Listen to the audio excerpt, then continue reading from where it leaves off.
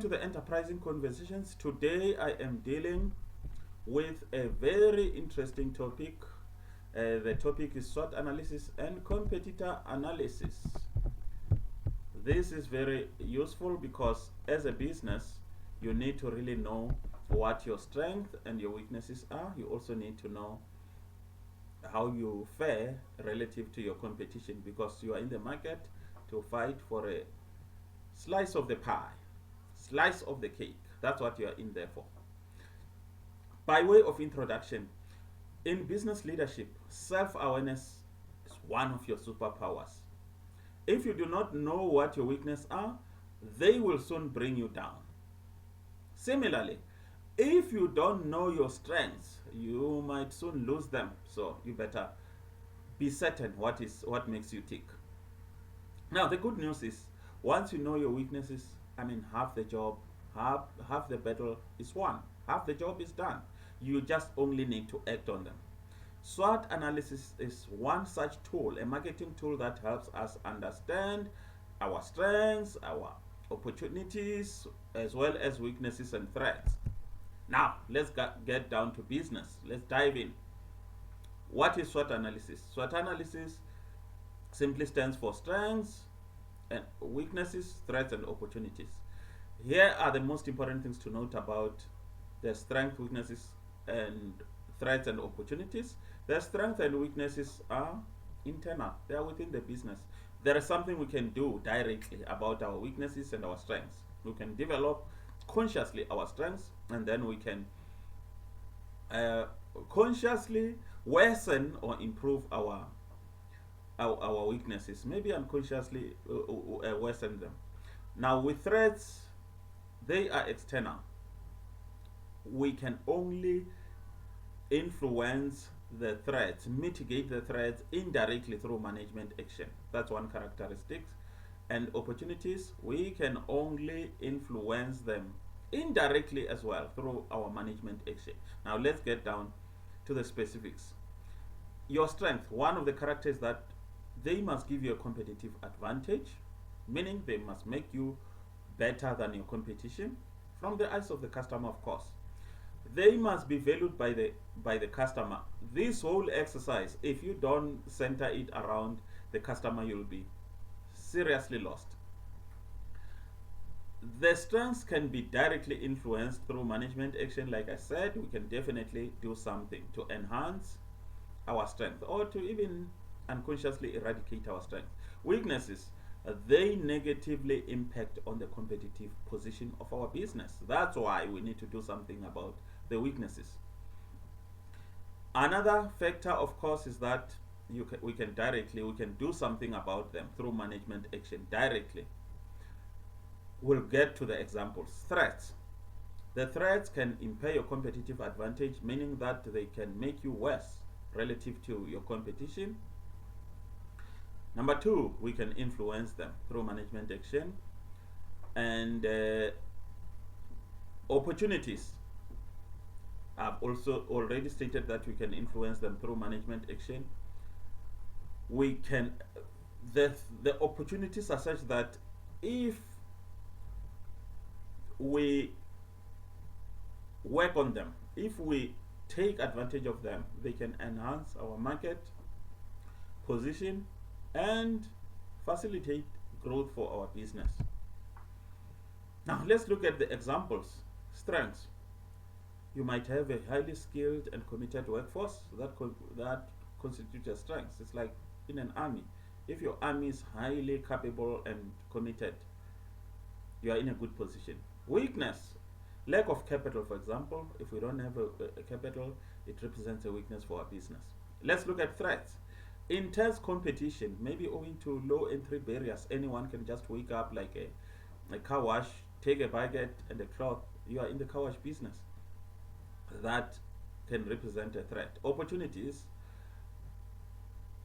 the African Free Trade Agreement can represent an export opportunity. Another opportunity, a new financial institution offering affordable business loan is one such opportunity. Now let's look at the action plan. We just don't analyze The issue is not just to analyze, the issue is to know that we are, the game plan here is to take action, evidence-based action, market-based action that is informed by the market realities than just a shot in the dark. The question now is, how will you use your strength to take advantage of opportunities?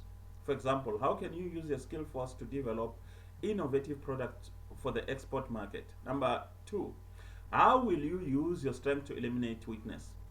This is how you can do it. As an example, you can use your skilled workforce to apply for new and affordable business loans. Number three, how will you use your strength to eliminate the threats? The example here is that you can utilize the very same expertise of your workforce to produce highly differentiated quality products that make you stand out from the competition, so that you can win the battle for the customer with your, against your competitors. Now, that's enough SWOT analysis. Let's turn to competitor analysis. Unless your business is a monopoly, some ESCOM of sorts, although that monopoly is fast waning, or you are selling a very novel or newly created product that has never existed in the face of the earth, then you are definitely going to have to face competition. Either you've got a product that is not being sold by any player in the market. Otherwise, if your product is an existing product, definitely you've got competition. But what is competition? You can define your competition in one or more of the following ways. You can say it's all businesses targeting the same customers as yours. You can say it's all businesses that are selling similar products and services. You can refer to businesses that are selling substitutes. Substitutes are the products that satisfy the same need, not exactly the product that you are selling, but a product that can offer the same benefit to the product that you are selling. And then let's look at the other explanation of competition. It could be all businesses operating in the same industry. You can just say anyone in this industry is my competitor. Now, unless your business is a monopoly or selling a novel product, you definitely have a competitor. You don't need to lose sight of that. Sources of competitor information. Where will you get information about your competition? Customers, your newspapers, your magazines, your employees, because they are customers in one way or the other. There are also advertisements and promotions of your competition. If you look at them, they'll give you a lot of information. They'll tell you what they are up to. Suppliers. Your suppliers are not only supplying you alone. So there's a lot of information to be gleaned from your suppliers. Now, the competitor analysis framework. You need to know where your competitor is, and does it give them any advantage? You need to know their products and services. How do they compare to yours? You need to know about the price and their promotional strategy. Now let's look at rating when you're comparing yourself, benchmarking. You need to know the needs of your customers. If you've done a customer needs analysis, you should be in a position to know them. Let's say your customer needs are service, convenience, and price. The next thing is to rate. And the customer must rate you. Are you better? Are you the same? Are you worse? What are the customers saying about convenience of your business? Are they saying you are better, the same, or worse? What are the customers saying about your price? Are they saying you are better, the same, or worse? After you have consolidated this information, you need to take action.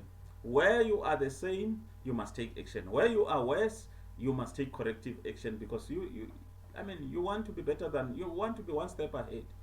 You must identify the gaps and work on them as well. Thank you very much.